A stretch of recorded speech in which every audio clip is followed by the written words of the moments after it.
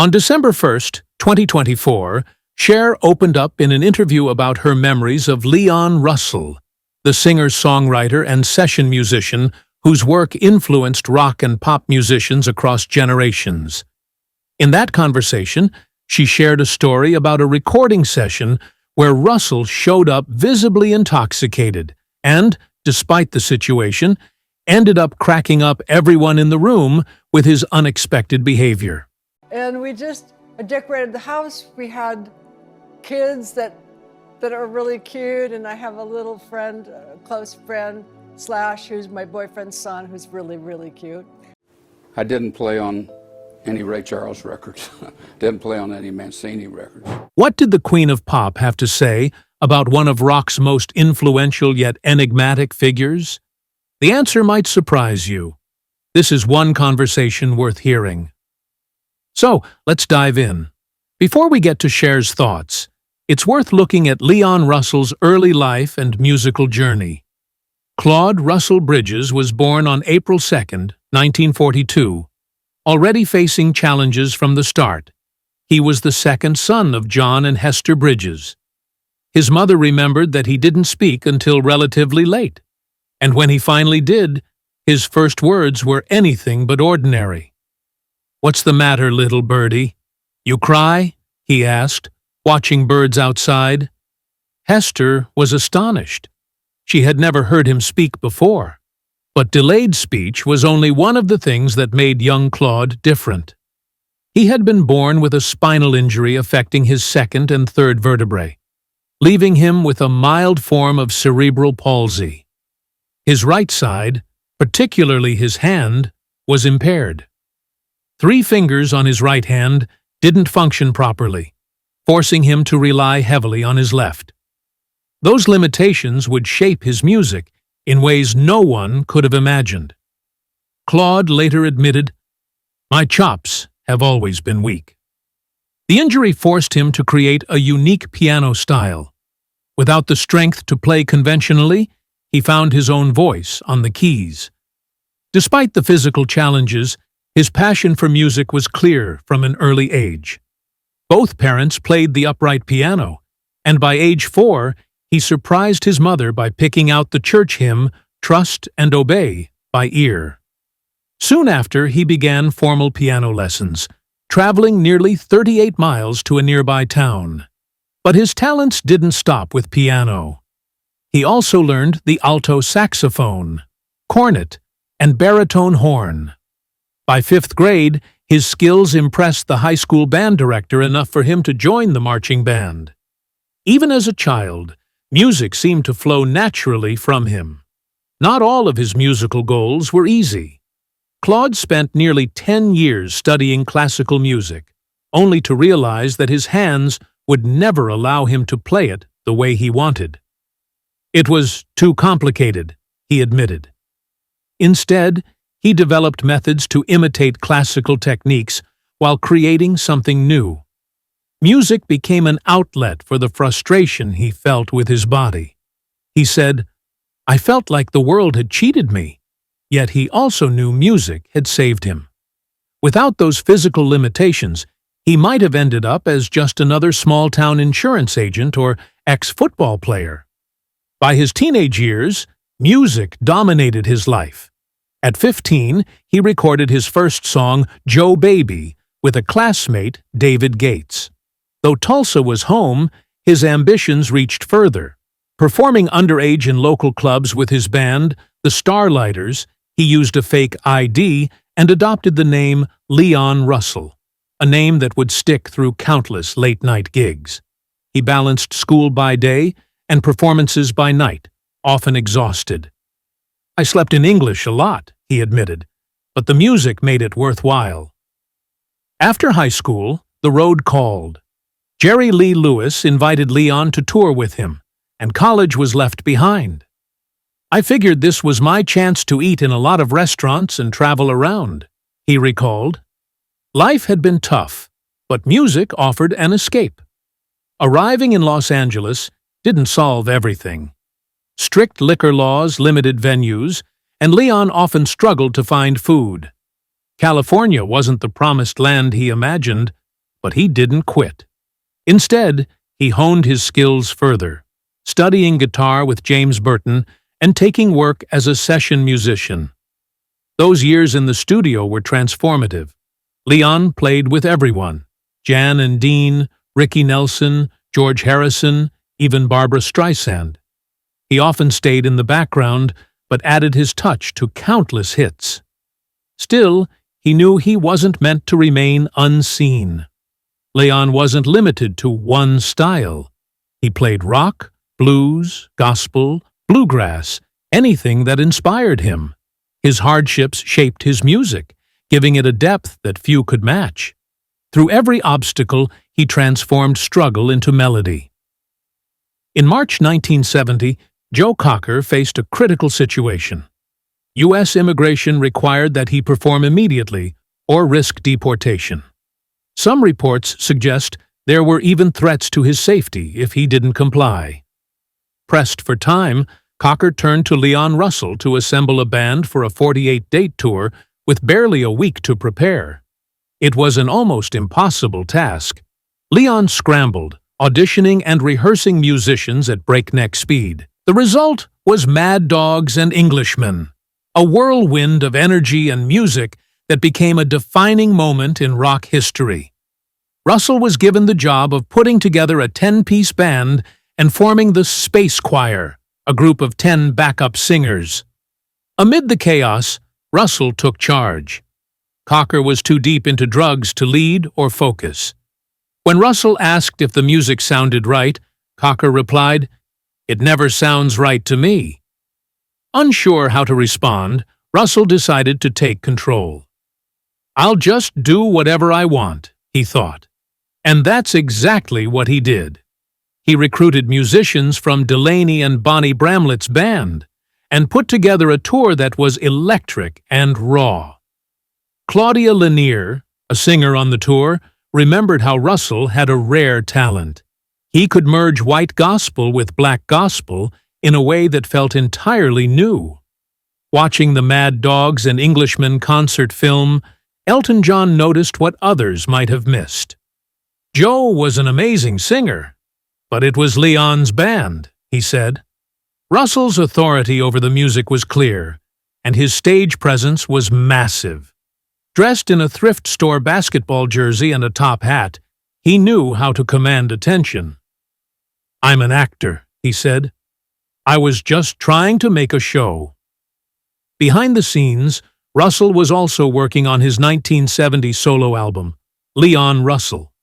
It included collaborations with some of music's biggest names: Bob Dylan, Eric Clapton, George Harrison, and Mick Jagger.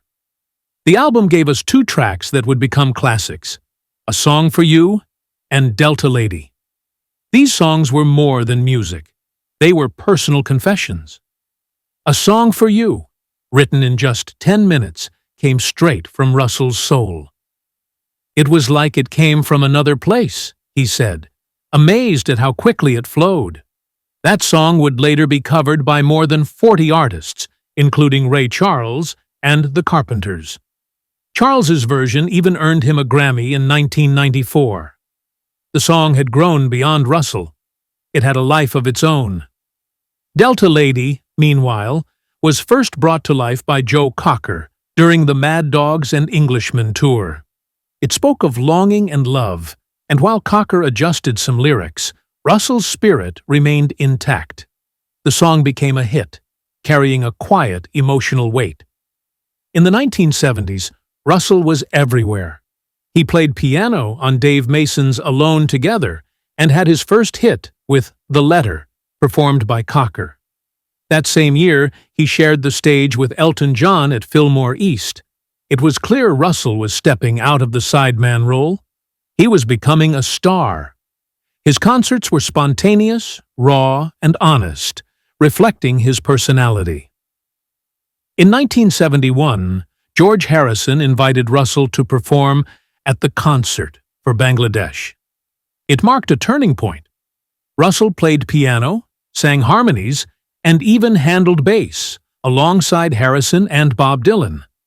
The album from the concert won a Grammy for Album of the Year in 1973, cementing his place in music history. The decade was a whirlwind of performances, collaborations, and studio work.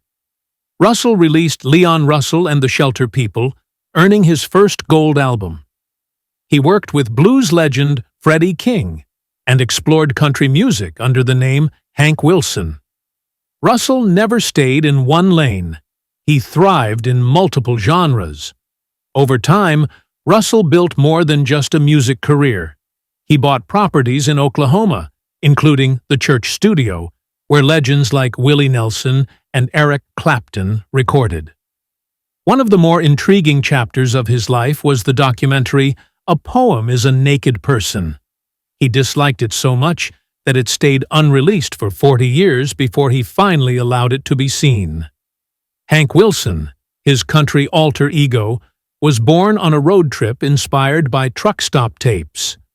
It started as a country experiment but grew into something bigger.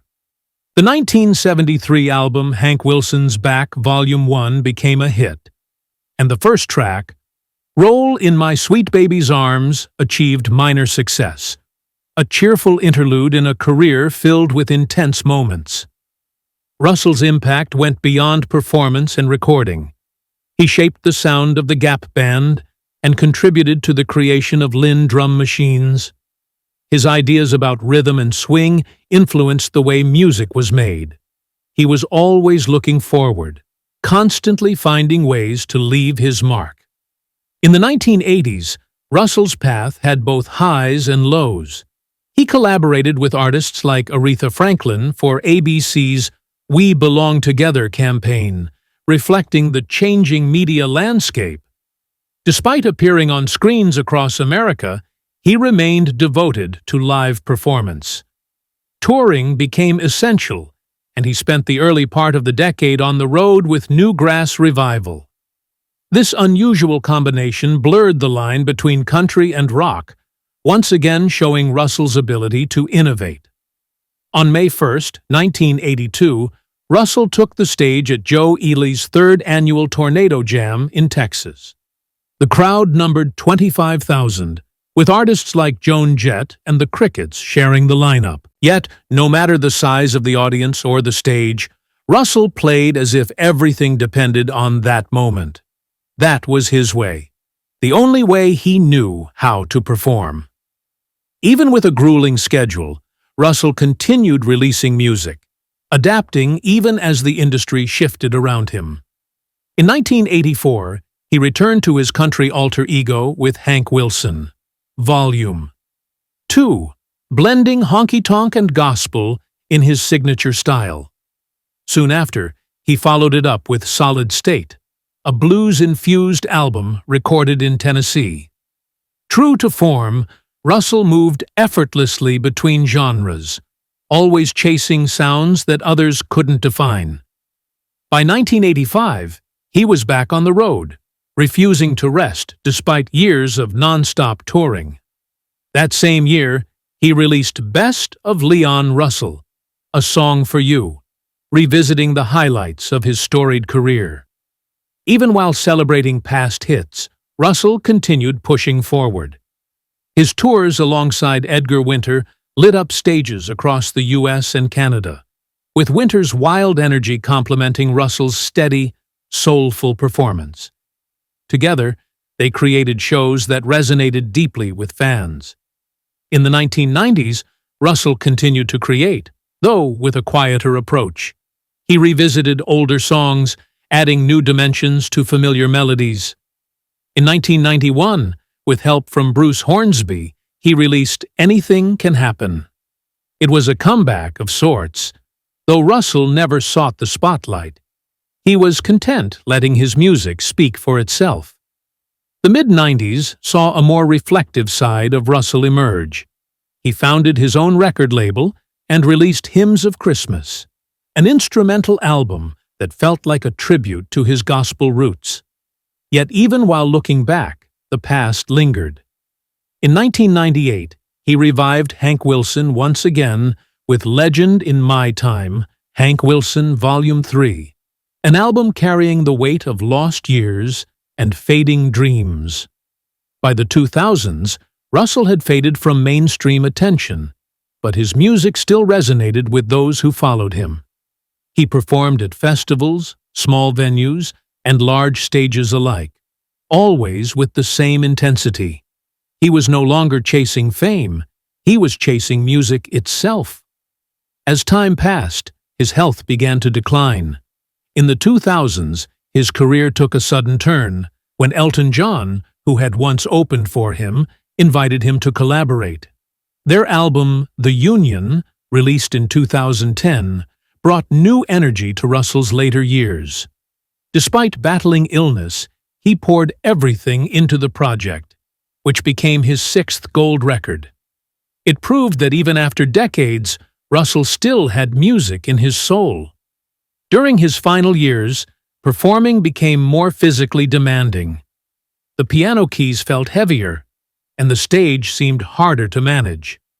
Still, Russell pressed on, touring through surgery and heart problems until his music finally came to a stop on November 13, 2016.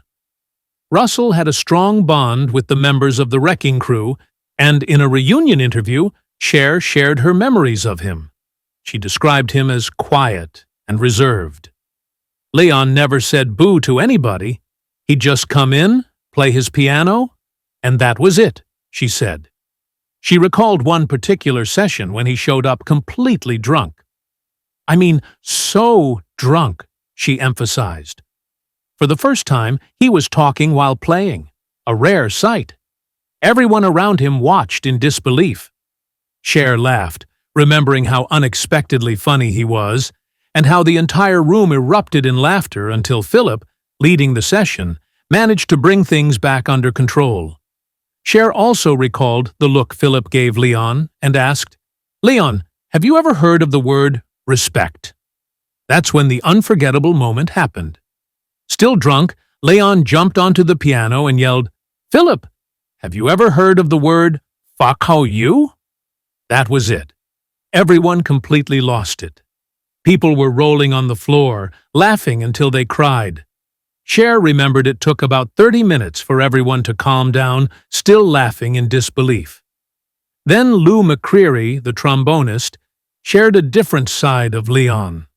When Leon first arrived in town, he was a country boy from Oklahoma, living in a rundown motel on Sunset Boulevard. He didn't even have a phone. He used to just hang around the studios, picking up whatever jobs he could find, Lou said. We told him, "Leon, if you want to work in this town, you need a phone." He laughed, shaking his head. But that was Leon, straight up country. Tommy Tedesco, the guitarist from the Wrecking Crew, recalled another story when Leon was brought in for a session with Glenn Campbell. Leon immediately felt out of place and started to panic. Glenn, calm as ever, told him, "Leon, play that stuff you did back in Oklahoma. They don't know anything here." Leon followed his instincts and played his own way. That was when everyone realized that was his gift, his unique style that no one else could replicate. Hal Blaine, the drummer, never stopped admiring Leon's piano skills. He had that magic touch, Hal said. It was pure down-home, Southern-style piano, and it was incredible. Leon didn't need to explain anything with words. His fingers spoke for him, and they said everything. Larry Levine also shared a memory of Leon, recalling a session where he played alongside Al Delore on electric piano, filling out the sound. Leon switched to acoustic, and when the king began his melody, Larry was blown away. Leon had hands that could stretch across octaves. You can't teach that, Larry said. Music was in his bones. Every note he touched carried it. Finally, Julius Retcher remembered a night when an 80-piece orchestra was waiting for Leon. The clock struck 8, and he still hadn't arrived. Tension was building until the door creaked open. Leon walked in, limping as usual, and slowly made his way to the piano. Silence fell. He sat down, lifted the lid, ready to play, But before he could touch a key, Ben Barrett's voice rang out from the booth, sharp and strict. "Leon, don't you ever be late again." Leon didn't respond. He closed the piano, stood up, and limped straight back out without playing a single note. The room stayed silent. There was something about Leon. He lived by his own rhythm, and even when it caused a stir, it left a mark. Leon's story is so legendary that even his fellow band members couldn't stop talking about him and praising his talent. The world may never see another icon like Leon, but could it be that someday a new version of Leon Russell will step onto the stage and light it up all over again? Share your thoughts in the comments, and don't forget to subscribe to my channel.